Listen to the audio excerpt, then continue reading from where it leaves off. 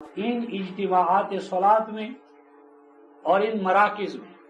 صلات کا اطلاق قرآن حکیم میں دو حوالوں سے ہوا ہے، ایک اجتماعات صلات اور ایک مراکز صلات۔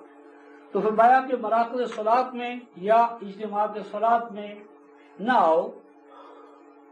وانتم سکارا، اس حال میں کہ تم پر سکر کی حالت طاری ہو۔ اور سکر جو ہے رفقائے محترم وہ شراب کے نشے کو نہیں کہتے، قرآن نے کہا ہے حتی تعلموا ما تقولون، یہ وہ حالت ہوتی ہے کہ جس میں انسان جو کہتا ہے اس کو جانتا ہے۔ تو ایک عرب جو ہے وہ تو اس حالت میں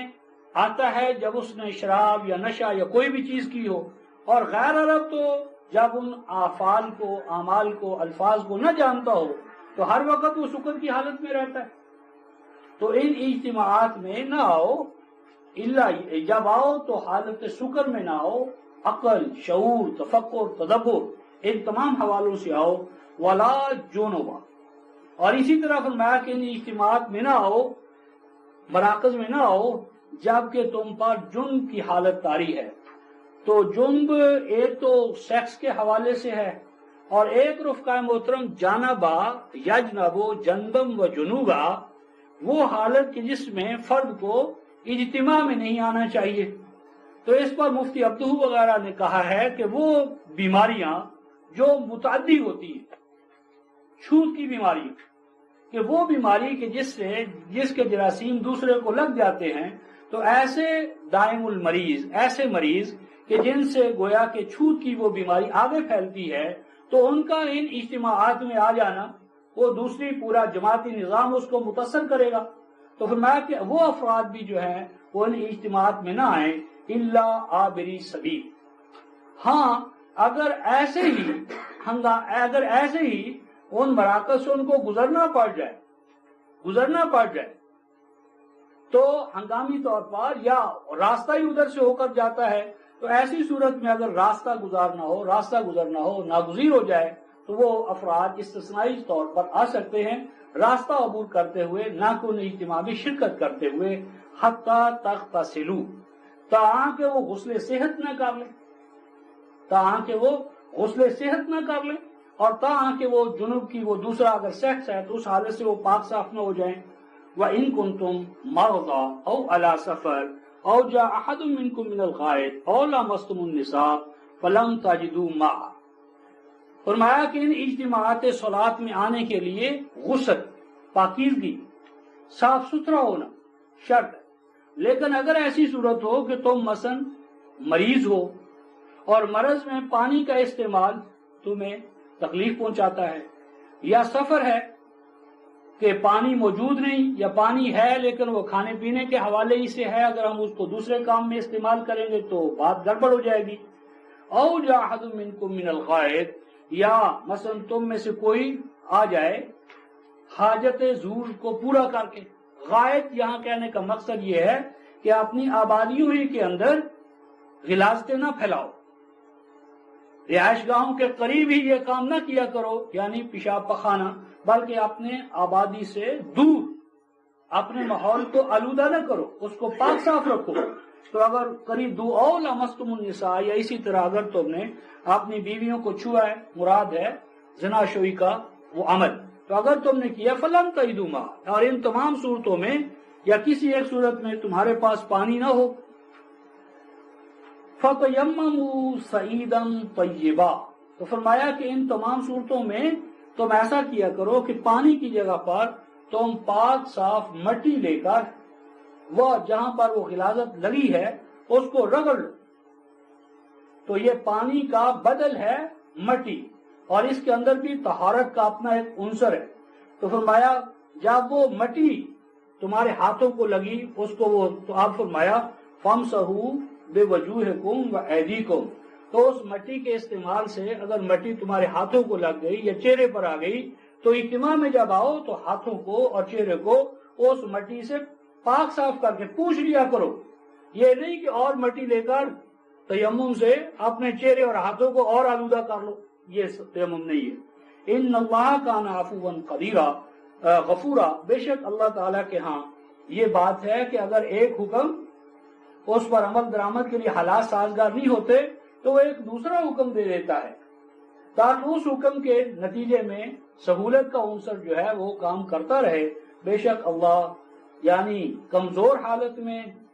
نرم حالت میں نرم حکم دے کر تمہاری حفاظت فرمانے والا ہے، اور یہ پیشگی وہ اس نے اپنے قانون میں یہ رعایتیں رکھی ہوئی ہیں۔ اب یہ جو ٹکراؤ اور تصادم کے حالات پیدا کر رہے تھے رفقائے محترم، وہ تھے یہود، مذہبی پیشوا بالخصوص۔ تو آپ جس طرح پچھلی سورہ کے اندر نصارہ کے حوالے سے ان کی مزاحمت، مشکلات، تو اب اسی طرح یہود کی جو مشکلات پیدا انہوں نے کی ان کا یہاں بیان ہوگا، اور نصارہ کے حوالے سے سورہ المائدہ جو ہے وہ تفصیل سے ان مسائل کو طے کرے۔ تو ارشاد فرمایا الم تر الی الذین اوتوا نصیبا من الکتاب، کیا آپ لوگوں نے کبھی غور کیا ہے ان لوگوں کے بارے میں کہ دیے گئے ہیں وہ نصیبا من الکتاب؟ تو یہ 3/23 حقیقت یہ ہے کہ جب کوئی بھی قوم فرقوں میں تقسیم ہو جاتی ہے تو اس کے پاس کتاب نہیں رہتی، ہر گروہ کتاب کے ایک ایک حصے پر قائم ہوتا ہے، کیونکہ حصوں بخروں میں انہوں نے کتاب کو تقسیم کر لیا۔ اور آگے فرمایا یشترون الضلالہ، جب وہ کتاب حصوں بخروں میں تقسیم ہو جاتی ہے تو وہ کتاب نظام حیات پہ نہیں ہوتی، دستور حیات نہیں ہوتی، بلکہ وہ اصل میں امتوں کو بدراہ کرنے کا ذریعہ بن جاتی ہے۔ فلاح کا راستہ تو آتا نہیں، یعنی جب دین مذہب میں تبدیل ہو جاتا ہے تو نوع انسانی کو فلاح کے راستوں پر نہیں لے جاتا، بلکہ وہ مزید کھاٹ اور کھائیوں میں گراتا ہے، تفرقہ در تفرقہ، نفس کشی اور اپنے لیے مصائب۔ وَيُرِيدُونَ أَن تَضِلُّوا السَّبِيلَ، اور یہ لوگ جو مذہبی فرقہ واریت میں مبتلا ہو کر کتاب خدا سے رشتہ توڑ چکے ہیں، اہل ایمان، ان کا تو دلی ارادہ یہ ہے کہ وہ تمہارے سامنے جو اللہ کا راستہ کشادہ طور پر سامنے اور واضح ہو چکا ہے اس سے تمہیں بدراہ کر دیں۔ واللہ اعلم بأعدائکم، فرمایا کہ اللہ تمہارے دشمنوں کو خوب جانتا ہے، اور جب اللہ جانتا ہے تمہیں بھی جاننا چاہیے۔ 8/60، اور نہ صرف جاننا چاہیے بلکہ وہ قوت بہم پہنچاؤ کہ جس سے تمہارے دشمن اپنے گھروں میں بیٹھے ان پر کب کبھی طاری ہو جائے، اور آج کے دشمن ہی نہیں کل جو دشمن ہو سکتے ان کا بھی آج خیال کرو، پلاننگ کرو۔ 8/60 وَكَفَى بِاللَّهِ وَلِيًّا وَكَفَى بِاللَّهِ نَصِيرًا، اور اگر تم اللہ کی کتاب کے ذریعے اللہ کے ساتھ جڑو گے تو اس کی ولایت تمہارے لیے کفایت کرے گی۔ 7/196 وَكَفَى بِاللَّهِ نَصِيرًا، اور الکتاب کے ذریعے اللہ تمہارا بہترین مددگار ثابت ہوگا، بشرطے کہ اس کی کتاب کو امام بنا کر ان کی اقدار پر چلو۔ اور فرمایا کہ یہ جو نصیب من الکتاب ہے یہ کون ہے؟ من الذین ہادوا، ان میں سے کہ جن کا دعویٰ ہے کہ وہ ہدایت یافتہ ہے۔ یحرفون الکلم عن مواضعہ، دعویٰ تو ہے کہ ہم ہدایت یافتہ ہیں، اور فکری اور ذہنی سطح کیا ہے؟ فرمایا یحرفون، وہ کنارے پر لگا چکے ہیں، کاٹ چکے ہیں احکام کو ان کے موقع محل سے، یعنی دین جب مذہب میں تبدیل ہو جاتا ہے تو پھر احکام رہ جاتے ہیں، مقاصد ختم، حکم رہ جاتا ہے، حکمت ختم، عمل رہ جاتا ہے، نتیجہ ختم، دنیا کٹ جاتی ہے اور ساری نظر موت اور اس کے بعد پر جاتا لگ جاتی ہے۔ وَيَقُولُونَ سَمِعْنَا وَعَصَيْنَا، کہتے زبان حال سے تو کہتے ہیں کہ ہم احکام الہیہ کو سن رہے ہیں، اور عملی حالت یہ ہے کہ ان کی پوری زندگی نافرمانیوں میں گزر رہی ہوتی ہے۔ وَاسْمَعْ غَيْرَ مُسْمَعٍ، کہتے تو ہیں کہ ہمیں سناؤ، لیکن اگر تم سناؤ بھی تو اس وقت وہ سننے کے روادار نہیں ہوتے، کیونکہ وہ جو سنتے ہیں تو ان کے کان سنتے ہیں، دل دماغ پر تو اس کا کوئی اثر آتا ہی نہیں۔ 8/19 اور 20 الفاظ کو سنتے ہیں، معنی اور مقاصد کے ساتھ تو کوئی تعلق ہی نہیں ہوتا۔ وَرَائِنَا، اور آ کر تمہیں یوں کہتے ہیں کہ ہماری رعایت کیجئے، ہم سمجھنا چاہتے ہیں، لیکن حقیقت میں وہ تمہارا استہزاء اور مخول اڑانا چاہتے ہیں۔ وَلَيَّمْ بِأَلْسِنَتِهِمْ، اپنی زبانوں کو توڑتے ہوئے، مروڑتے ہوئے، ان میں کجیاں پیدا کرتے ہوئے۔ وَطَعْنًا فِي الدِّينِ، اور تمہاری مجلسوں میں وہ آتے ہیں تو سیکھنے کے لیے نہیں، طعناً فی الدین، ان مواقع کی تلاش میں رہتے ہیں کہ کہاں تمہارے اوپر نشتر زنی کی جا سکے۔ مجالس میں یعنی محافل نبویہ کے اندر بھی آنے والے الگ الگ نیت کے ساتھ آتے تھے، کچھ سیکھنے کے لیے آتے تھے اور کچھ طعناً فی الدین اس لیے آتے تھے کہ وہ کون کون سے مواقع ہیں کہ جہاں پر ہم ان پر اعتراض کر سکیں، نشتر زنی کر سکیں، ان کے دل دماغ کو زخمی کر سکیں۔ لیکن فرمایا وَلَوْ أَنَّهُمْ قَالُوا سَمِعْنَا وَأَطَعْنَا، اے کاش کہ وہ آ کر یوں کہتے کہ ہم تو دل کے کانوں سے سنیں گے، وَأَطَعْنَا، اور جو کچھ سنیں گے اس پر عمل درآمد کریں گے، وَاسْمَعْ، ہمیں سنائیے، وَانظُرْنَا، اور ہمارے اوپر نظر رکھیے، لَكَانَ خَيْرًا لَّهُمْ، تو اس طرز عمل سے، ذہنیت سے ان کی اپنی ذات کے اندر کشاد پیدا ہوتی، وَأَقْوَمْ، اور ان کی اس عمل سے ان کی ذات میں توازن قائم ہوتا، بیلنس قائم ہوتا، ایک متوازن شخصیت جو ہے ان کو عطا ہوتی۔ وَلَٰكِن لَعْنَهُمُ اللَّهُ بِكُفْرِهِمْ، لیکن ان کے غلط طرز عمل کی وجہ سے اللہ ان کو خوشگوار نتائج و ثمرات سے محروم پاتا ہے۔ فَلَا يُؤْمِنُونَ إِلَّا قَلِيلًا، تو نہیں ایمان لا رہے، نہیں امن میں آ رہے، نہیں سلامتی کا راستہ اختیار کر رہے، مگر بہت قلیل افراد ہیں کہ جو ذہنیت ان کی صحیح ہے، سیکھنے کی نیت سے آتے اور ایمان کے نتائج و ثمرات سے جھولیاں بھر رہے۔ فرمایا یا ایھا الذین اوتوا الکتاب، اے وہ لوگوں جو کتاب دیے گئے ہو۔ اس زمن میں پہلے جو ایک بحث آئی تھی رفقائے محترم کے قرآن پر یہود کے لیے، نصارہ کے لیے، حنود کے لیے ایمان لانا کوئی شرط نہیں ہے، ہر مذہب والا اپنے مذہب پر رہتے ہوئے نجات یافتہ ہو سکتا ہے، تو میں نے عرض کیا تھا یہ باطل تصور ہے۔ قرآن کہتا ہے وہ لوگوں جو کتاب دیے گئے تھے اور نصیبا من الکتاب کے مقام پر ہو، آمنوا بما نزلنا، ایمان لاؤ اس دستور حیات پر یعنی قرآن حکیم پر، مصدقا لما معکم، جو سچ کر دکھانا ہے، سچ کر دکھانے والا ہے خود تمہاری اپنی کتابوں کی پیشین گوئیوں کو، اور اس سے پہلے پہلے ایمان لاؤ، من قبل ان نطمس وجوہا، نطمس وجوہا کا معنی کرتے ہیں اس سے پہلے کہ ہم تمہارے چہروں کو اندھا کر دیں، غلط ہے۔ تامسا یتمس و تمسن کا اصل معنی ہوتا ہے کسی چیز کے امتیازی نشان کو ختم کر دینا، ڈسٹنکشن کو ختم کر دینا۔ اس سے پہلے کہ جو تمہارے بڑے پردھان بنے ہوئے، جو بڑے ائمۃ الکفر ہیں، اکابر مجرمین ہیں، فرمایا کہ اس سے پہلے ایمان لے آؤ کہ ہم تمہارے اکابر کو، یعنی ان کی جو شناخت ہے، وی آئی پی بننا ہے، اس کو ہم تباہ و برباد کر دیں۔ فَنَرُدَّهَا عَلَىٰ أَدْبَارِهَا، اور وہ وقت وہ ہوگا کہ ہم لوٹا دیں گے تمہیں تمہارے پیچھے کی جانب۔ تو اس کا معنی یہ نہیں ہے کہ تمہارے چہرے آگے کی بجائے پیچھے کی طرف چلے جائیں گے، بلکہ مراد یہ ہے کہ جب ہم تمہیں لوٹا دیں گے جہاں سے کہ تم آئے تھے، یعنی تمہیں جلاوطن ہونا پڑے گا۔ یعنی اگر تم نے یہ طرز عمل نہ تبدیل کیا اور اس معاشرے کے اندر تم پرامن شہری نہ رہ سکے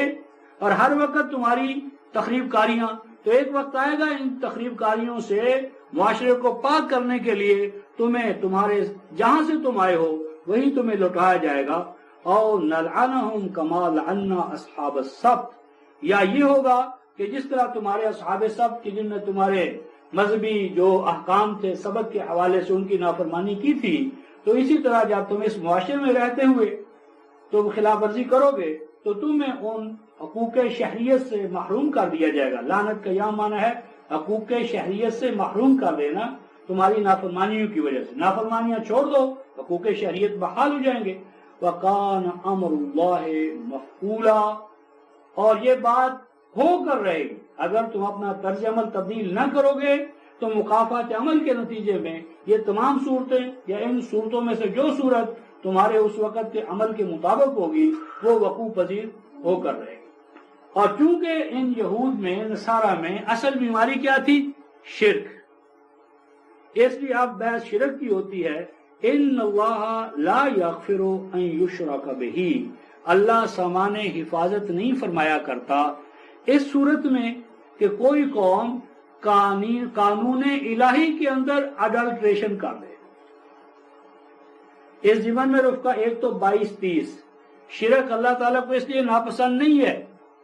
کہ جس طرح ہمارے ہاں کہتے ہیں جس طرح کوئی بیوی سوکن برداشت نہیں کر سکتی اللہ اپنا شریک برداشت نہیں کر سکتا، غلط بات ہے۔ شرک تو شرک ہے۔ 14/10 میں کہا کہ اگر تمام روئے زمین والے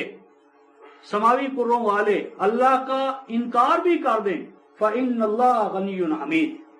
تو اللہ تو ہمارے ماننے کی وجہ سے اللہ نہیں ہے، وہ تو غنی حمید ہے ہر حال میں۔ تو شرک دراصل انسانی ذات کے خلاف، ہر انسان کا اپنی ذات کے خلاف اپنی ڈگنیٹی کو، کرامت ذات انسانی کے خلاف یہ اس کا اپنا ایکٹ ہے کہ شرک کرنے سے انسان اپنے آپ کو ڈیگریڈ کرتا ہے، اور اللہ نہیں چاہتے کہ اس کی مخلوق کہ جس کو کرمنا بنی آدم، جو مسجود ملائکہ ہے، جو اس کائنات کا گلے سربد ہے، وہ خود اپنے آپ کو ڈیگریڈ کرے۔ تو شرک میں ذات انسانی کی جو ڈیگریڈیشن ہے اس کے خلاف اس کا تحفظ کرنا ہے، اور توحید کرامت ذات انسانی کا دفاع ہے۔ تو بے شک اللہ کے قوانین کے اندر جب اڈلٹریشن آ جائے تو اس سے پھر حفاظت حاصل نہیں ہوتی۔ مثلا اگر ہم پانی کا جو فارمولہ ہے آکسیجن اور ہائیڈروجن، اس کے تناسب کے اندر کمی بیشی کر دیں تو اس سے پانی نہیں بنے گا، پیاس نہیں بجھے گی، اور حفاظتی مقاصد کے لیے ہم اس کو نہیں کریں گے۔ وَيَغْفِرُ مَا دُونَ ذَلِكَ لِمَن يَشَاءُ، البتہ اس تناسب کو برقرار رکھتے ہوئے اس کی امپلیمنٹیشن کے اندر کہیں کوئی بھول چوک ہو جائے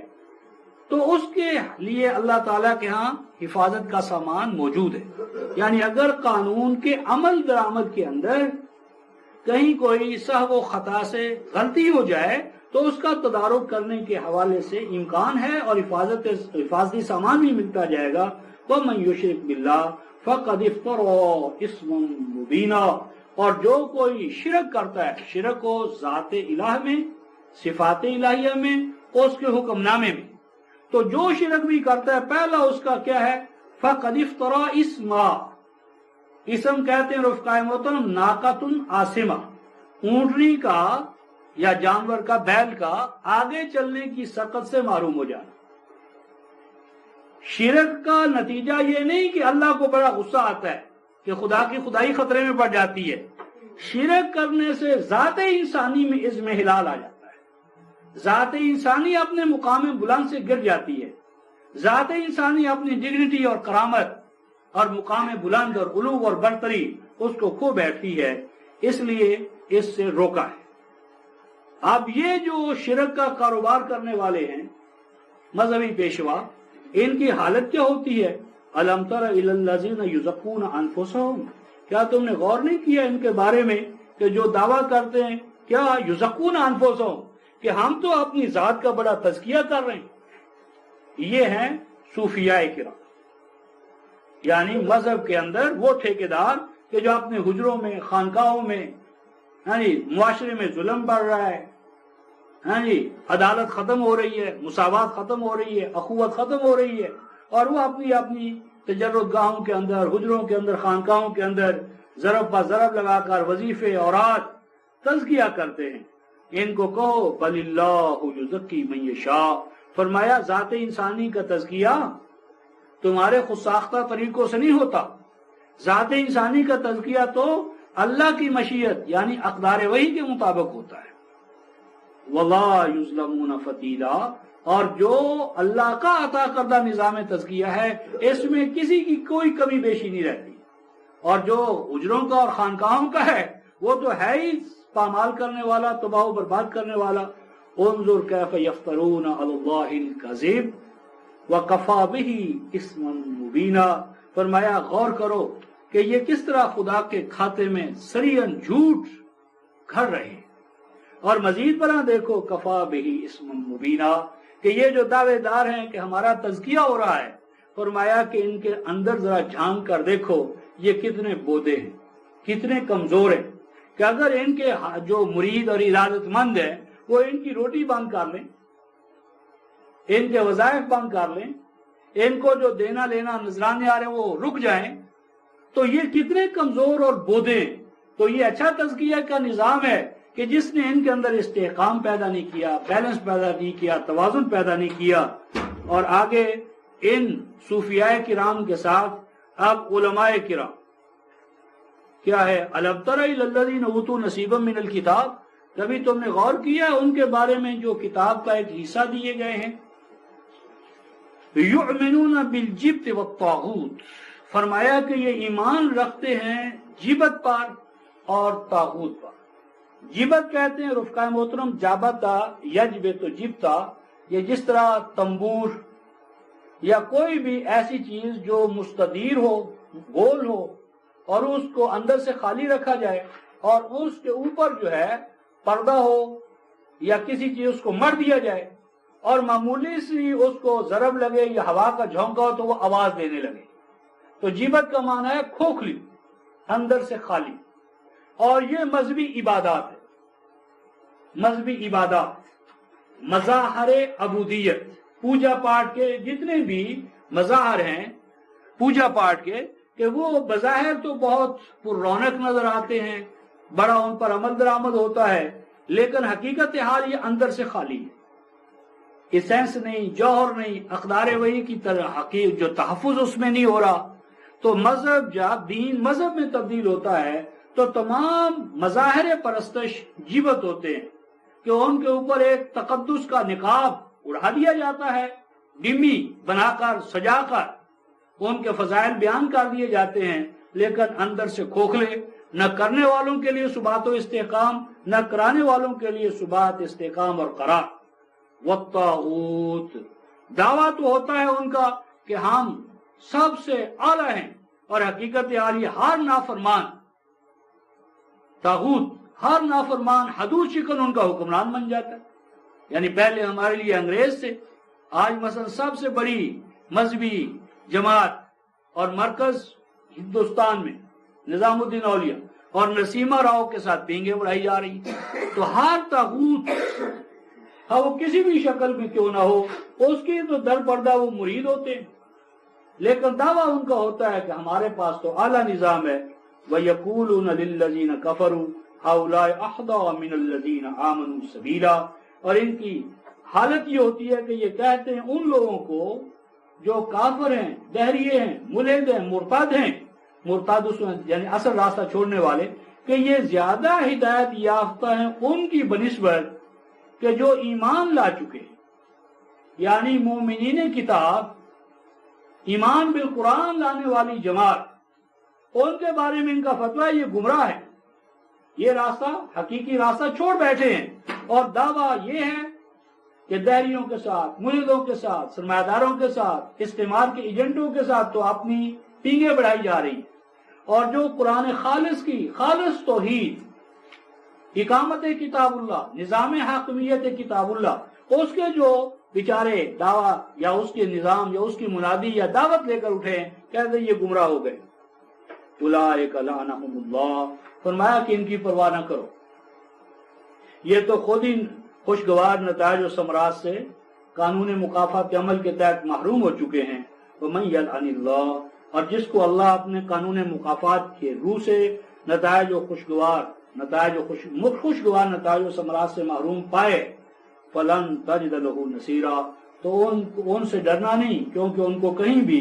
مددگار نہیں ملے گا حقیقی حوالے سے۔ ام لہم نصیب من الملک، اور فرمایا کہ یہ اس قدر گھٹیا ذہنیت کے حامل ہیں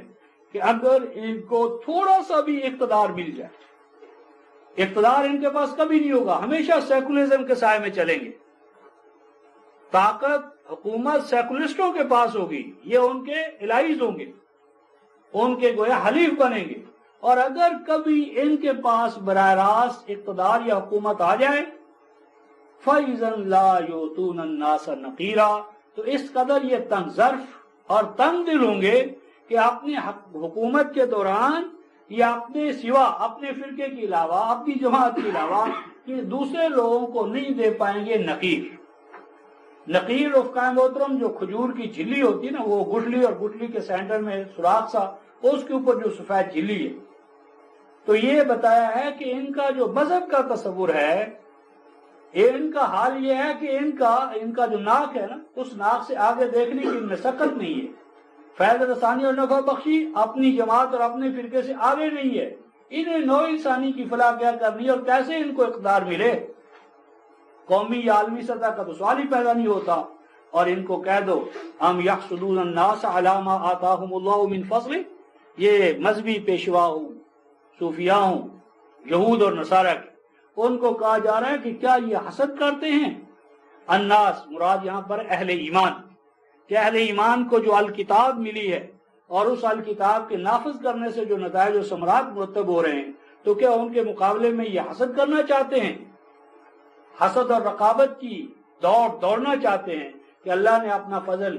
ان کے سوا کسی اور کو کیوں دے دیا؟ تو ان سے کہو وَقَدْ آتَيْنَا آلَ إِبْرَاهِيمَ الْكِتَابَ وَالْحِكْمَةَ وَآتَيْنَاهُمْ مُلْكًا عَظِيمًا. فرمایا کہ ان سے پہلے،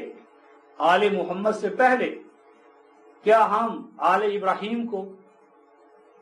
کتاب، قانون، دستور حیات والحکمہ اور اس کی وائی آف ایٹ عطا نہیں کر چکے؟ اور اللہ جب کسی قوم کو کتاب اور حکمت عطا کرتا ہے آتیناہم ملکن عظیما، تو وہ خانقاہی نظام نہیں ہوتا. اللہ کی کتاب یعنی دستور حیات اور اس کی وائی آف ایٹ کو لے کر جو جماعت بھی اٹھتی ہے آتیناہم ملکن عظیما، اسے ہم تمکن بھی دیتے ہیں، استخلاف بھی دیتے ہیں، یعنی قوت، حکومت، خلافت وہ قائم ہو کر رہتی ہے. اب باقی رہا مسئلہ ان کا، فَمِنْهُمْ مَنْ آمَنَ بِهِ، ان میں سے کچھ تو اس قرآن پر ایمان لا رہے ہیں، وَمِنْهُمْ مَنْ صَدَّ عَنْهُ، اور کچھ ہیں جو ان کے قرآن کے راستے میں رکاوٹیں کھڑی کرنا چاہتے ہیں، خود بھی رکے ہوئے ہیں اور دوسروں کو بھی روک رہے ہیں. تو ڈرنا نہیں، کفا بجہنم سعیرا، ان کی جدوجہد آخر کار رک کر رہے گی. جہنم یعنی آگے بڑھنے سے رک جانا. تو یہ جو بھی آگ بھڑکا رہے ہیں تمہارے بارے میں، کوئی فکر نہ کرو، تم اپنے پیغام پر آگے بڑھتے چلے جاؤ. ان کی منفی اور تخریبی جدوجہد انجام کار رک جائے گی. اور آگے فرمایا ان الذین کفروا بآیاتنا سوف نصلیہم نارا، جو کوئی بھی احکام ہماری آیات یعنی احکام الہیہ کی خلاف ورزی کرتے ہیں تو ہم یقیناً ان کو عداوت و عناد میں مبتلا پاتے ہیں. احکام الہیہ کے انکار کا لازمی نتیجہ عداوت ہے، عناد ہے، دشمنی ہے، حسد ہے ایک دوسرے کے اندر. کلما نضجت جلودہم بدلناہم جلودا غیرہا، یہ ترجمہ ہم اس کا کرتے ہیں کہ جب کبھی ان کی پک جاتی ہیں کھالیں تو ہم ان کی جگہ پر اور کھالیں ان کو دیتے ہیں تاکہ وہ مسلسل و فہم اس عذاب میں مبتلا رہے. تو یہ جو سیڈزم کا تصور ہے اللہ کے بارے میں انتقام پرور کا، یہ اس کا مقصد ہے. تو یہ غلط نہیں ہے، یہ غلط ہے. قرآن یہ کہتا ہے ناضجہ ینضجو، واقعی رائی پک جانا، اور جلود جس طرح کھال کو کہتے ہیں اسی طرح عربی زبان میں صبر کو، ہمت کو، طاقت کو، اور وہ چیز کہ جس پر کسی چیز کا دار و مدار ہو یا جس کسی سے دفاع کیا جائے. قرآن یہ کہتا ہے کہ ان کی حالت یہ ہے کلما نضجت جلودہم، جب کبھی بھی ماقبل تھا کہ کفا بجہنم سعیرا، فرمایا کہ یہ جدوجہد پر جدوجہد کرتے چلے جائیں گے، ہم ان کے راستے میں رکاوٹیں نہیں کھڑی کریں گے. یعنی ماقبل آیت سے یہ ذہن میں آتا تھا کہ اللہ انٹرپشن کرے گا، اللہ ان کے راستے میں رکاوٹیں کھڑی کر دے گا، تو اس لیے یہ ناکام ہوں گے. اللہ کہتے نہیں، ایسا ہم نہیں کریں گے. کلما نضجت جلودہم، جب کبھی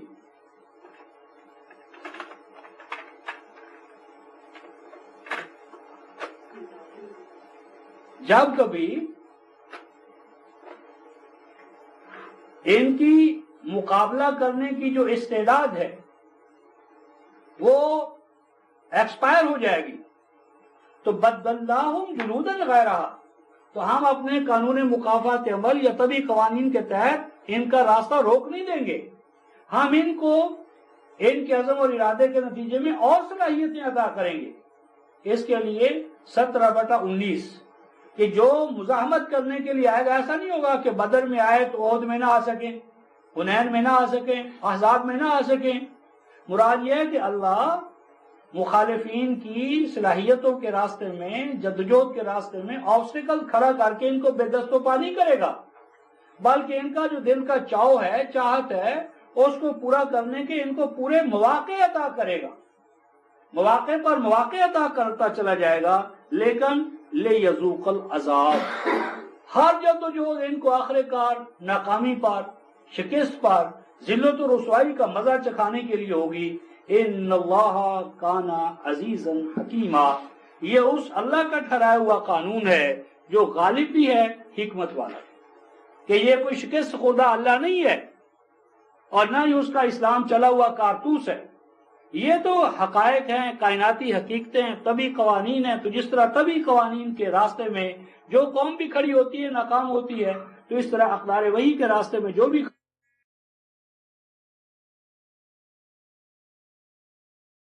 وہ لوگ کہ جو ایمان لائیں گے توحید کے ساتھ، ایمان لائیں گے دستور حیات پر اور صلاحیت بخش اعمال کو بھی انجام دیں گے، انہیں یقیناً ہم داخل کریں گے ایسے سرسبز و شاداب علاقوں میں کہ جن کی سرسبزی و شادابی کے لیے وہاں کے آبی وسائل وقف ہوں گے، اور یہ رہیں گے وہاں جب تک کہ ان شرائط کو پورا کرتے رہیں گے۔ اور لہم فیہا ازواج مطہرہ، ان کو وہاں اس نظام ربوبیت کے قیام کی وجہ سے ایسے رفقا ملیں گے جو مطہرہ، جو حسد سے، رقابت سے، بخل سے، منفی اور تخریبی عادتوں سے صاف پاک صاف کیے جا چکے ہوں گے۔ وَنُدْخِلُهُمْ ذِلًّا ذَلِيلًا، اور ہم ان کو داخل کریں گے۔ ذِلًّا ذَلِيلًا سے مراد رفقائے محترم سایہ نہیں ہے، بلکہ ذِلُّ الشَّيْءِ يَحْمِيهِ، ذل کا اصل معنی ہوتا ہے وہ چیز جو کسی کی حفاظت کرے۔ ذِلًّا ذَلِيلًا کا معنی ہے سیفٹی اینڈ سیکیورٹی، انشورنس۔ ذِلًّا ذَلِيلًا مراد سایہ نہیں ہے سورج سے بچانے والا، ذِلًّا ذَلِيلًا یعنی اس نظام کے اندر، نظام ربوبیت کے اندر ہر طرف حفاظتی سائے ہوں گے، انشورنس کا نظام ہوگا، سیفٹی اینڈ سیکیورٹی کا نظام ہوگا۔ اور یہ کیسے ہوگا؟ یہ سیفٹی اینڈ سیکیورٹی نظام ربوبیت کس طرح ہوگا؟ فرمایا ان اللہ یامرکم ان تؤدوا الامانات الی اہلھا، یہ سیفٹی اینڈ سیکیورٹی کا جو نظام ہے نا، نظام ربوبیت، اب اس کا بیان ہے۔ بے شک اللہ اے ایمان والو تمہیں حکم دیتا ہے ان تؤدوا الامانات الی اہلھا، کہ تم امانتیں واپس کر دیا کرو ان افراد کو جن کی وہ ہوں۔ یہ 9:111، جان اور مال ہمارے پاس امانت ہے،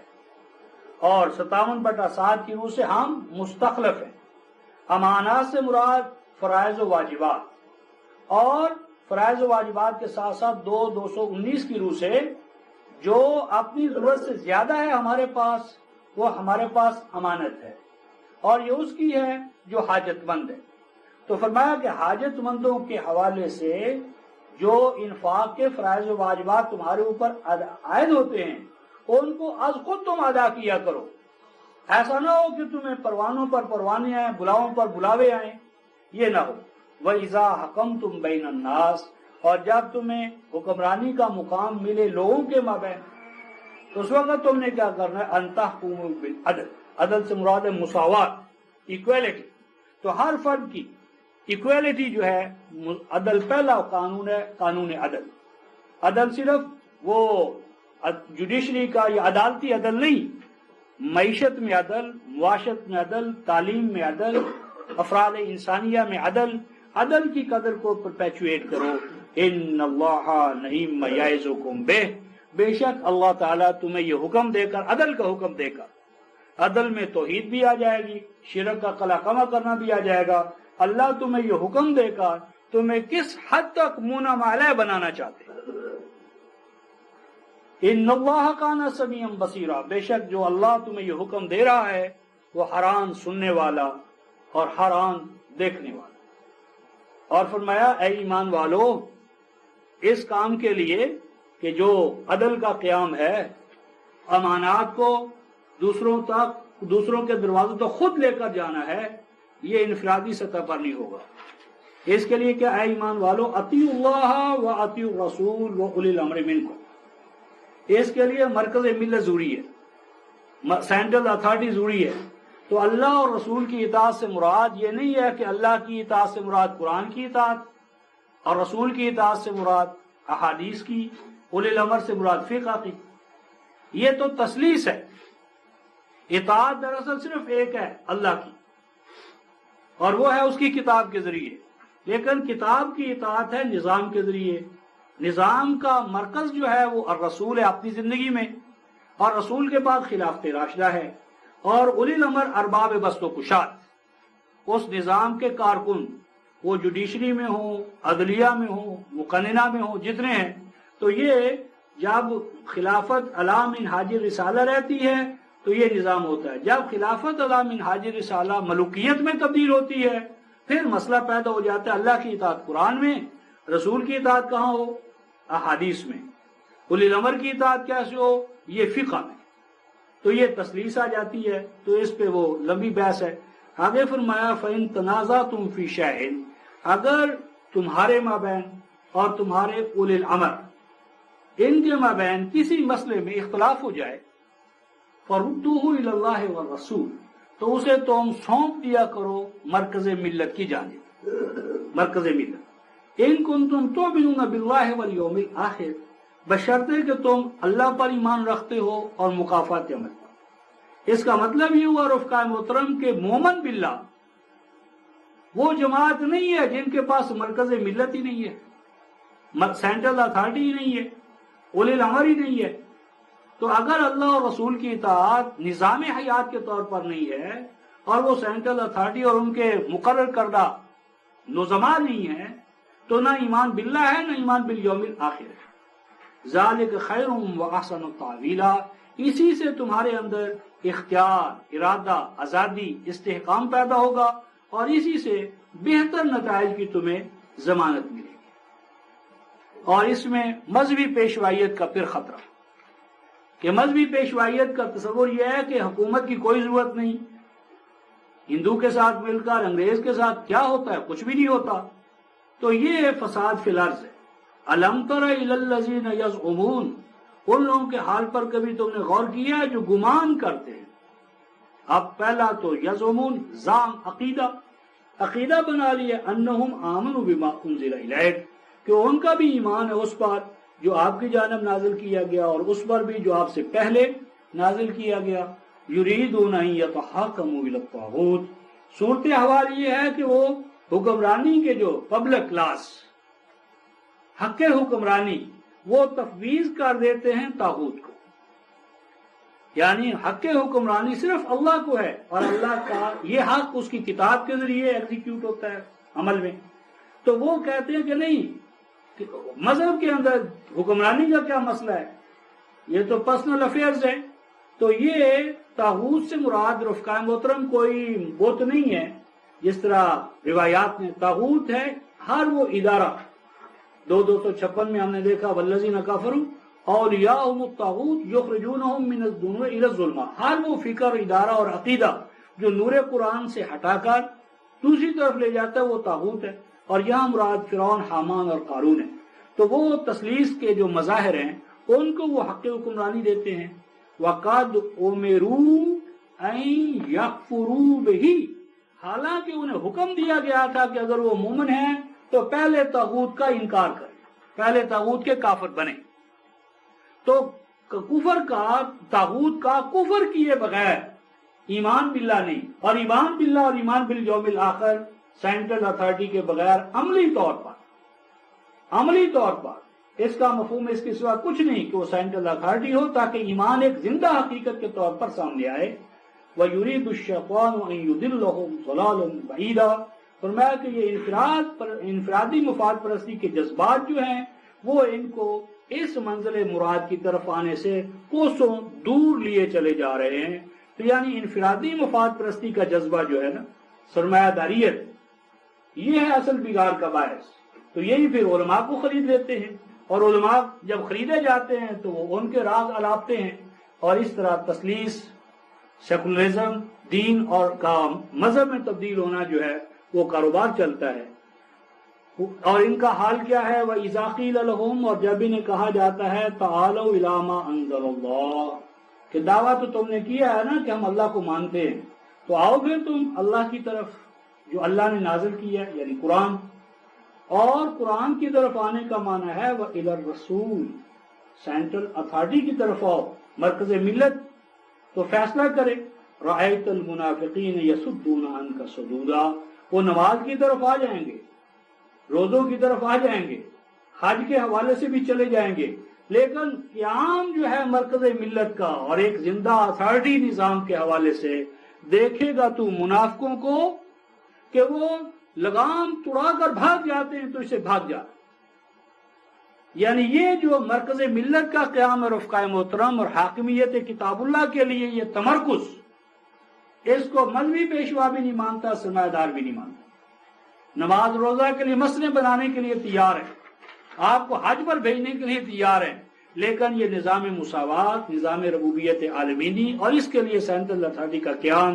یہ نہیں. اور یہ تمام منافق ہیں، یہ منافق ہیں، خواہ اپنے اوپر ایمان کا نقاب جو ہے وہ کیوں نہ اوڑھ لیں. فَكَيْفَ إِذَا أَصَابَتْهُمْ مُصِيبَةٌ بِمَا قَدَّمَتْ أَيْدِيهِمْ. اس وقت کے منافقوں کا کیا حال تھا اور آج کے منافقوں کا کیا حال ہے. قرآن کہتا ہے پس کیا حال ہوتا ہے ان کا کہ جب ان کو اپنے اس نظام بد کی وجہ سے مصیبتوں سے دوچار ہونا پڑتا ہے،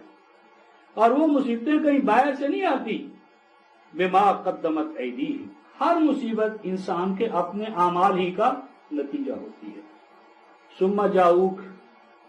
پھر اے رسول یہ منافق آپ کے پاس دوڑے ہوئے آتے ہیں. یحلفون، قسمیں کھا کر کہتے ہیں، باللہ ان اردنا الا احسانا و توفیقا، خدا کی قسم ہم جو آپ سے علیحدہ ہوئے تھے تو اس لیے ہوئے تھے کہ کہیں ہمارے عزیز و اقارب اور رشتہ دار ہمیں دشمن نہ سمجھ لیں. ہم ان کے شر سے بچنے کے لیے، حسن پیدا کرنے کے لیے، سازگاری پیدا کرنے کے لیے کہ سب سے جڑے رہو. کٹنے کی کیا ضرورت ہے، سب کو اپنے سے قریب سمجھو، ان کے قریب رہو، سازگار رہو سب کے ساتھ، کسی کے ساتھ بھی بگاڑ پیدا نہ کرو. ہمارا تو یہ ذہن تھا. اولئک الذین یعلم اللہ ما فی قلوبہم، فرمایا کہ یہ لوگ سب کے ساتھ جڑے رہنا چاہتے ہیں، سب کے ساتھ کسی کو ناراض نہ کرو، کسی کے ساتھ بھی بگاڑ پیدا نہ کرو. تو اللہ خوب جانتا ہے جو کچھ ان کے دل دماغ، یعنی ایمان ہے یا نفاق، اللہ خوب جانتا ہے. فَأَعْرِضْ عَنْهُمْ، فرمایا کہ ان سے دست پنجہ نہ لو، ان سے مناظرے نہ کرو، ان سے بحث کر کے اپنا وقت ضائع نہ کرو. وَإِذْهُمْ، ہاں موقع ملے تو ان کے حقیقت جو ہے وہ ان پر عویدہ کرو، ظاہر کرو، لیکن اس دوران کیا کرو. قُلْ لَهُمْ فِي أَنفُسِهِمْ قَوْلًا بَلِيغًا، فرمایا کہ بات جو کرو وہ نفس انسانی کے حوالے سے کرو. ان سے پوچھو تمہیں اللہ نے کیا بنایا تھا اور کیا بن گئے ہو، کیا ہے تمہارے اندر ذات انسانی. اس سرمایہ داریت نے تمہارے اندر ذات رہنے دی ہے، تمہارا اختیار ہے، تمہارا ارادہ ہے. تم حیوان محض تو نہیں بن گئے، ڈھول ڈمروں کے مقام پر تو تمہیں اس نظام نے نہیں لا کر کھڑا کر دیا. قولاً بلیغا، کسی اور مسئلے پر گفتگو نہ کرو، مسئلہ یہ رکھو کہ تم انسان ہو یا حیوان،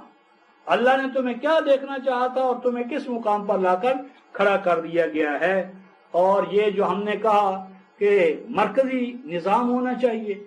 اس کی اطاعت ہو اور اس کے توسط سے اطاعت ہو. تو وما ارسلنا من رسول الا لیطاع باذن اللہ، ہم نے تو ہر رسول کو اسی لیے بھیجا ہے کہ وہ مرکز بنے اطاعت کا، اور یہی اللہ کا قانون ہے. فرمایا وَلَوْ أَنَّهُمْ ظَلَمُوا أَنفُسَهُمْ جَاءُوكَ، یہ آیت بھی بڑی رفقائے محترم کنٹروورشل اس معنی میں کہ ہم حج کے دوران دیکھا ہے رسول کی جالی کو پڑھ پڑھ رو رہے ہیں، اے رسول ہم ظلم کر کے آ گئے، ہمیں معاف کر دے. پھر امید لے کر بیٹھے ہیں، استخارے کر رہے ہیں، کئی کے دن گزر رہے ہیں، کئی بزرگوں کی کہانیاں. پھر خواب میں رسول نے کہا اچھا تم نے جو تو ظلم کیا تھا میں نے تمہیں معاف کر دیا. تو یہ بہت بدترین تشریح ہے اس آیت کی، تو اس کو سمجھنا ہے. اور قرآن کہتا ہے وَلَوْ أَنَّهُمْ إِذْ ظَلَمُوا أَنفُسَهُمْ، فرمایا کہ اگر ایسا ہو کہ جو لوگ مرکز ملت سے الگ تھلگ رہ جائیں اور پھر ان پر احساس ہو کہ ہم نے تو ظلم کیا، اس سے تو ہمارے مسائل حل نہیں ہو رہے، اس سے تو ہم حیوانیت کے مقام پر آ گئے، جاؤ کا، اور وہ احساس ندامت کے ساتھ آپ کے پاس آ جائیں. تو ایسا نہ ہو کہ ان کی اس غلطی کی وجہ سے، سابقہ طرز عمل کی وجہ سے، اب ان کو ہمیشہ کے لیے آپ دھتکار دیں۔ مرکز کو نہیں چاہیے کہ وہ ایسے افراد کو اپنے سے دور رکھے اور ان کو دھتکارے۔ لیکن ان افراد کے لیے سامان نشو نما کیسے ہوگا؟ فرمایا فاستغفر اللہ، وہ اللہ سے مغفرت طلب کریں۔ مراد یہ ہے کہ اپنا کیس کتاب الہی اقدار وحی کے سامنے پیش کریں، اقدار وحی سے پوچھا جائے کہ ان کے باب میں اقدار وحی میں کوئی گنجائش ہے، یعنی ان کے جرائم کی نوعیت کیا ہے، اور ہر جرم کے بارے میں کتاب اللہ کا فیصلہ کیا ہے۔ واستغفر لهم الرسول، اور مرکز ملت ان کے لیے سامان حفاظت ڈھونڈے، یعنی یہ دیکھے کہ ان کو کس قدر سے اقدار وحی میں سے ہم پروٹیکشن دے سکتے ہیں۔ اور فرمایا لوجد اللہ تواب الرحیمہ، اگر آپ نے اپنے مقام پر بیٹھے توبہ کی تسبیحاں چلاتے رہیں تو اللہ کے ہاں توبہ نہیں قبول ہوتی۔ مرکز ملت کے پاس آنا ہوگا تاکہ اس طرح اللہ کی جو توابیت ہے سامان نشو نما عطا کرنے کے حوالے سے وہ ان کے سامنے آئے۔ اس پر رفقا محترم آگے اسی سورہ کی آیت نمبر 92 میں بحث آ رہی ہے، توبۃ من اللہ، دین میں توبہ کیسے قبول ہوتی ہے اور مذہب میں توبہ کیسے ہوتی ہے۔ مذہب میں توبہ تو انفرادی طور پر اپنے مسلوں پر بیٹھ کر تسبیحاں چلا کر توبہ چلتی ہے، اور دین میں 492 میں آئے گا توبہ ہوتی ہے مرکزی نظام کے حوالے سے۔ تو یہ مرکز کا حوالہ تھا کہ جب کبھی انفرادی طور پر یا جماعتی طور پر کوئی قانون شکنی ہو تو اس کی معافی مرکز سے ہوگی، اور مرکز تعین کرے گا کہ جرم کیا تھا، اس کی نوعیت کیا تھی، کیا کیا فالٹ تھی، کس حد تک انہوں نے مرکزی نظام کو توڑا، اور اس توڑنے کی وجہ میں کیا کیا کمزوریاں آئیں، اور ان کمزوریوں کا سد باب مرکز کیسے کرے گا۔ اب انہی کے حوالے سے فرمایا فلا وربک لا یؤمنون، ان سے کہو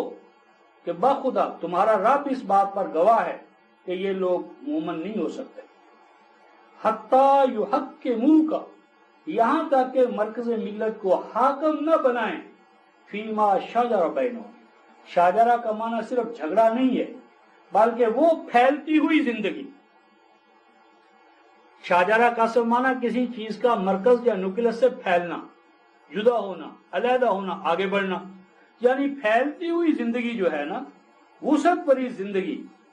پذیر زندگی کے تمام پہلوؤں پر جب تک کہ مرکز ملت کو با اختیار نہ مانا جائے، اور پھر ثم لا یجدوا فی انفسہم حرجا مما قضیت، پھر جب بطور مرکز ملت آپ جو فیصلہ کریں اس کو دل دماغ کی پوری ہم آہنگی کے ساتھ قبول کریں، اور نہ پائیں اپنے دلوں اور دماغوں میں کوئی کجی، کوئی تنگی اس چیز کے بارے میں کہ جو آپ فیصلہ کر دیں، وَيُسَلِّمُوا تَسْلِيمًا، اور اس فیصلے کو دل دماغ کی پوری ہم آہنگی سے نہ صرف قبول کریں بلکہ اس کے سامنے سرنڈر ہو جائیں جس طرح کے سرنڈر ہونے کا حق ہے۔ اور یہ جو تسلیم ہے رفقائے محترم، یہ عمل ہے، یہ صرف کوئی عقیدہ نہیں۔ اور اس پر بحث تو آئے گی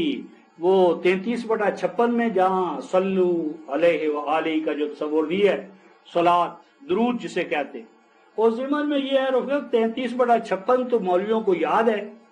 صلو علیہ وسلم تسلیما، لیکن 33-56 سے پہلے جو 33-42 میں اللہ پاک نے ہر مومن کے لیے کہا ہے کہ اہل ایمان هو الذی یصلی علیکم وملائکتہ، کہ اے مومن کیا تمہیں پتا ہے کہ اللہ تیرے اوپر درود بھیج رہا ہے اور اس کے ملائکہ بھی۔ اور اللہ کا درود کیا ہے رفقا محترم؟ اللہ خود ہی بیان فرماتے ہیں لِيُخْرِجَكُم مِّنَ الظُّلُمَاتِ إِلَى النُّورِ،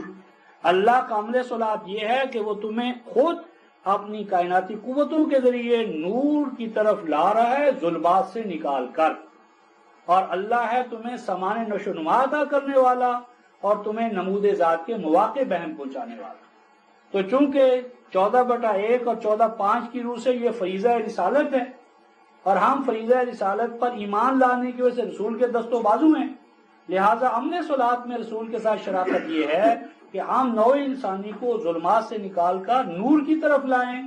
اور ہمہ پہلو سے ان کی نشو نما کریں۔ ان کے لیے نمود ذات کے مواقع بین پہنچائیں۔ تو مراد یہ ہے کہ مرکز ملت کے فیصلوں کو فائنل سمجھنا اور ان کی تعمیل کے لیے اپنے آپ کو ہر حوالے سے جھکائے رکھنا، اس عمل میں لگائے رکھنا۔ آگے فرمایا وَلَوْ أَنَّا كَتَبْنَا عَلَيْهِمْ أَنِ اقْتُلُوا أَنفُسَكُمْ، کیونکہ ماقبل منافقین کا باب شروع ہو گیا تھا، تو اسی کے حوالے سے فرمایا کہ اگر ہم فرض کر دیتے ان کے لیے أَنِ اقْتُلُوا أَنفُسَكُمْ کہ تم قتال کرو اپنے بھائی بندوں سے، یہ نہیں اپنے آپ کو خودکشی کرو، یہ کہ تم اپنے بھائی بندوں کے ساتھ جو تمہارے اوپر الفتنہ تمہیں دین کی آزادی دینے سے منکر ہیں، تو آؤ ہمارے ساتھ اور ہمارے ساتھ مل کر ان کے مقابلے میں جنگ لڑو۔ او اخرجوا من دیارکم، اور یہ کہ اس کے لیے نکل آؤ تم گھروں سے۔ مراد یہ ہے کہ اگر واقعی تمہیں اس میں دین کی آزادی نہیں ہے اور ہم نے آزاد ریاست قائم کر لی ہے اسی ایمان کی عقیدے کی بنیاد پر، تو تم چھوڑ کر آ جاؤ اپنے گھروں کو۔ ما فعلوه الا قلیل، تو ایمان کے دعوے کے باوجود یہ اس کو کرنے والے نہیں ہیں۔ یہاں جو ہجرت ہے رفقائے محترم، یہ ہجرت افغانستان نہیں ہے جو 1920 میں ہم نے کی تھی۔ ہجرت آگے آئے گا، ہجرت ہے الی اللہ والرسول، اور الی اللہ والرسول سے مراد ہے مرکز ملت، کہ جب کسی علاقے کے اندر ایک آزاد و خود مختار قرآنی مملکت قائم ہو جائے تو اس کے دائیں بائیں یلونکم، جو اس کے قرب و جوار میں رہنے والے ہوتے ہیں، ان کو اگر مرکز ملت دعوت دے تو اس دعوت پر لبیک کہنا ان کے ایمان کا لازمی تقاضا ہے، اور اگر اس پر لبیک نہ کہیں تو ان کا ایمان عند اللہ معتبر نہیں ہوتا۔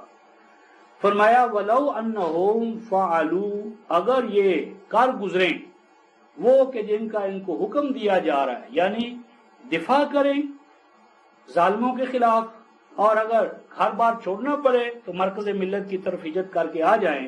لَكَانَ خَيْرًا لَهُمْ، تو ایسا کرنا ان کے اختیار اور ارادے آزادی و خود مختاری کو بڑھانے والا ہوگا۔ وَأَشَدَّ تَثْبِيتًا، اور اس سے ان کی ذات کے اندر ثبات پیدا ہوگا۔ حیوانیت تو ختم، اب تو حیوان ہی حیوان ہے، تو ان میں انسانی ذات کی نمود، ثبات، استحکام اور ان کی آئرنیس جو ہے اس کو صحیح معنی میں قوت و طاقت ملے گی۔ وَإِذَا لَآتَيْنَاهُم مِّن لَّدُنَّا أَجْرًا عَظِيمًا، صرف اتنی بات ہی نہیں ہے بلکہ مزید بڑا ان کے جو حسن کارانہ اعمال ہوں گے ان کا عظیم سے عظیم، بڑے سے بڑا اجر بھی ہم ان کو عطا کریں گے۔ وَلَهَدَيْنَاهُمْ صِرَاطًا مُّسْتَقِيمًا، اور پختہ اور پائیدار راستے پر چلنے کا جو ثمرہ اور نتیجہ ہے وہ ہے انعام، منعم علیہ جماعت بننا، تو ہر طرح کے انعامات ان سے ہم ان کو مالا مال کریں گے۔ اور صرف یہ کوئی انہی کا مسئلہ نہیں ہے، یہ دعوت انہی کے ساتھ نہیں ہے۔ وَمَن يُطِعِ اللَّهَ وَالرَّسُولَ، جو بھی مرکز ملت کی اطاعت کرتا ہے صحیح معنی میں اطاعت، تو آخر کار فَأُولَٰئِکَ، ان کو معیت حاصل ہوتی ہے ان لوگوں کی کہ جن پر اللہ تعالیٰ نے انعامات کیے، اور جو انعام یافتہ جماعت ہے اس کا بیان ہے کہ وہ نبیوں میں سے بھی ہیں، صدیقوں میں سے بھی ہیں، شہیدوں میں سے بھی ہیں اور صالحین میں سے، یعنی ان کو آخر کار ساتھ ملتا ہے نبیوں کا، صدیقوں کا، شہیدوں کا، صالحین کا۔ وَحَسُنَ أُولَٰئِكَ رَفِيقًا، اور یہ کتنی بہتر کمپینین شپ ہے، یہ رفاقت منعم علیہ جماعت کی کہ جس میں یہ افراد جماعت ہوں، اس سے بڑھ کر کیا رفاقت چاہیے۔ ذالک الفضل من اللہ، یہی ہے اللہ تعالیٰ کی طرف سے سب سے بڑا فضل۔ وَكَفَىٰ بِهِ كَفَىٰ بِاللَّهِ عَلِيمًا، اور اللہ سے بڑھ کر کون ہے علم رکھنے والا، وہ تمہیں علم عطا کرتا ہے۔ اس سے رفقائے محترم ایک تو یہ ثابت کی کرنے والوں نے ثابت کیا کہ دیکھو جی اللہ اور رسول کی اطاعت کرنے سے آدمی کو کیا ہوتا ہے، نبیوں کا ساتھ ملتا ہے، تو جب نبیوں کا ساتھ ملے گا تو کیا وہ ذیلی طور پر نبی نہیں ہو جائے گا، ذیلی نبوت، بروزی نبوت؟ تو کہتے ہیں کہ جب اطاعت کریں گے اللہ رسول کی تو نبیوں کا ساتھ ملے گا، تو نبیوں کی میت جب ملے گی تو نبی نہیں ہو جائیں گے۔ تو اس کے لیے دو حوالے میں چاہتا ہوں، مثلا ایک تو 48/49 میں قرآن کہتا ہے محمد رسول اللہ والذین معہ، محمد رسول اللہ والذین معہ، محمد اور وہ جو ان کے ساتھ ہیں۔ تو کیا محمد والذین معہ، ان کے جو ساتھی ہیں، معیت جن کو خود اللہ دے رہا ہے، تو کیا وہ بھی نبی ہیں؟ محمد رسول اللہ والذین معہ، وہ جو محمد کی میت، جن کو میت محمدیہ کی اللہ تعالیٰ نے تصدیق کی، تو کیا وہ سارے نبی ہو گئے تھے؟ یا پھر اسی طرح 29/69 سورہ العنکبوت اور آیت نمبر 69 اس میں یہ قرآن کہتا ہے، اور وہ لوگ جو حسن کارانہ انداز میں ہمارے راستے پر چلنے کے لیے آگے بڑھے، تو ان کے لیے راستے کی جو مشکلات کو ہم ان کو دور کرتے ہیں اور سلامتی کے راستوں کو ہم کشادہ کرتے چلے جاتے ہیں۔ وَأَنَّ اللَّهَ، اور بے شک اللہ تعالی، لَمَعَ الْمُحْسِنِينَ، بے شک حسن کارانہ انداز میں احکام الہیہ کی اطاعت کرنے والوں کو، اتباع کرنے والوں کو اللہ کی میت حاصل ہو جاتی ہے، اللہ ان کے ساتھ ہو جاتا ہے۔ تو کیا محسنوں کے ساتھ جب اللہ ہو جاتا ہے اور محسن اللہ کے ساتھ ہوتے تو اللہ بن جاتے ہیں؟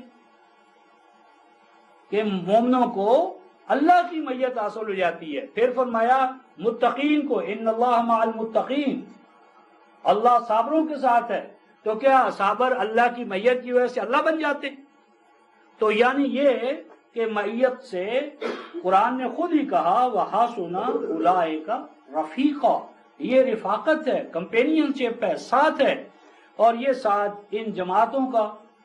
سب سے بڑا، یعنی ختم نبوت کے بعد نبوت ختم ہو گئی، اب کوئی اور نبی نہ بن سکتا ہے نہ ہو سکتا ہے، لیکن صدیقیت، شہادت، صالحیت، یہ مدارج ختم نہیں ہوئے، اور ان کے لیے قرآن تو آیا ہی اس لیے ہے کہ وہ ہمیں ان مقامات پر پہنچائے۔ تو اس میں قرآن حکیم کا ایک حوالہ دے کر ختم کرتا ہوں۔ سورہ جو آپ کی الحدید ہے، الحدید کے اندر اللہ تبارک و تعالی ارشاد فرماتے ہیں کہ وہ تمام لوگ کہ جو ایمان لائیں اور اعمال صالحہ کو انجام دیں، وہ سب کے سب اللہ کی نظر میں شہید ہیں اور وہ صالح ہیں، اور اللہ تبارک و تعالی ان کے اس اجر کو ضائع کرنے والا نہیں ہے۔ تو یہ سورہ ہے وہ جو میں نے عرض کیا الحدید۔ تو الحدید میں آیت 14 اور 15 یہ کیا تھی؟ ہاں، یہ آیت ہے 19، 57/19 والذین آمنوا باللہ ورسلہ اولئک هم الصدیقون والشہداء عند ربہم لہم اجرہم ونورہم والذین کفروا وکذبوا بآیاتنا اولئک اصحاب الجحیم۔ تمام اہل ایمان صدیق بھی ہیں اور شہداء بھی ہیں۔ اور اسی طرح 7/170 ہر وہ شخص جو الکتاب کے ساتھ جڑے گا وہ نہ صرف صالح ہوگا بلکہ مصلح ہوگا۔ تو اس طرح رفقہ محترم ہم سورہ النساء کی آیت نمبر 70 پر پہنچے، کل آیت نمبر 71 سے آگے چلیں گے۔ تو آخر دعوانا ان الحمدللہ رب العالمین۔